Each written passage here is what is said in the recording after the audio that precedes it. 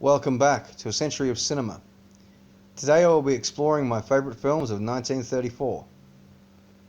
My first selection is Of Human Bondage.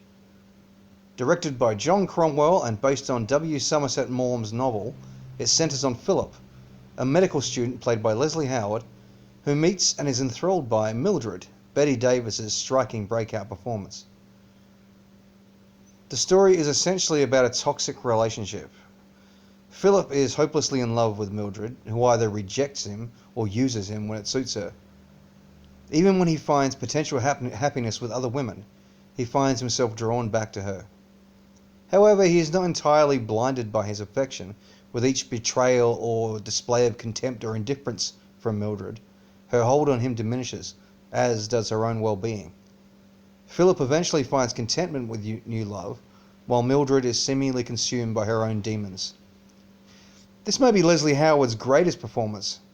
However, he is completely overshadowed by the powerhouse that was the legendary Bette Davis, my choice for the best actress of 1934.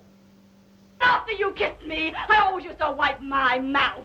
Wipe my mouth! But I made up for it. For every kiss I had a laugh. We laughed at you. Miller and me and Griffiths and me. We laughed at you because you were such a mug. You don't know what you are, you gimpy-legged monster. You're a cripple. Frank Capra's It Happened One Night is the movie that basically invented what we know today as the romantic comedy. Ellie, played by Claudette Colbert, is an heiress who flees from her father in order to marry a man he doesn't approve of. She ends up on a night bus to New York City, where she meets Peter, a down-on-his-luck reporter, played by Clark Gable.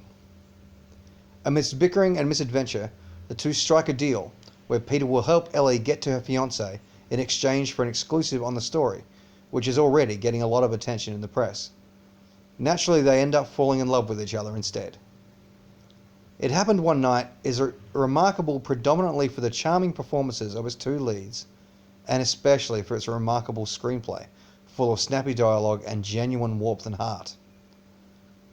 And placed in the hands of a director like Frank Capra, the result is a great movie with iconic scenes which stand the test of time.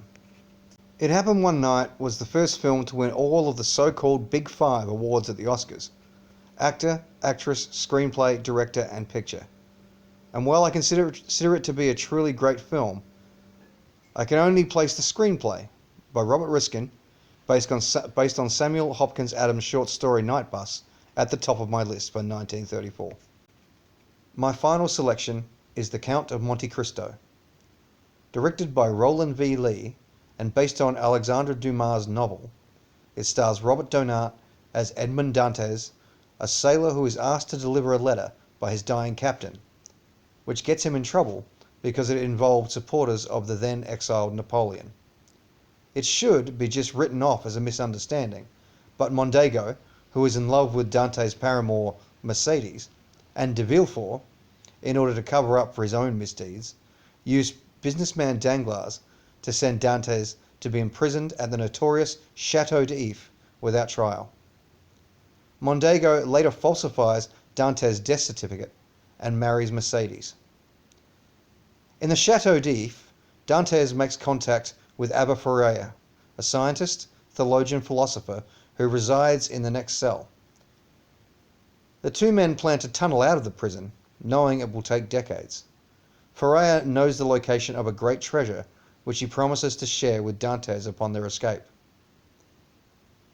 20 years after Dantes' imprisonment, Ferreira dies, but leaves him the location of the treasure. Dantes then escapes by taking the place of Ferreira's body. He is then rescued by pirates, finds the treasure, and reinvents himself as the Count of Monte Cristo to exact revenge on the men who stole his life. Not simple, straightforward revenge, mind you, but masterfully planned schemes which serves to make each of the men destroy themselves with their own particular vices. The Count of Monte Cristo is a beautiful and immensely satisfying film experience, with solid performances all around, and a well-crafted adaptation of a classic story. It is grand in scale and close to the heart. Director Roland V. Lee masterfully choreographs this dance between the epic and the intimate, and Robert Donat shines as both the charming and innocent Edmond Dantes and the righteous warrior that is the Count. So, The Count of Monte Cristo is my choice for Best Actor for Robert Donat, Best Director for Roland V. Lee, and the Best Picture of 1934. Mother! May we come up? You find your own tree.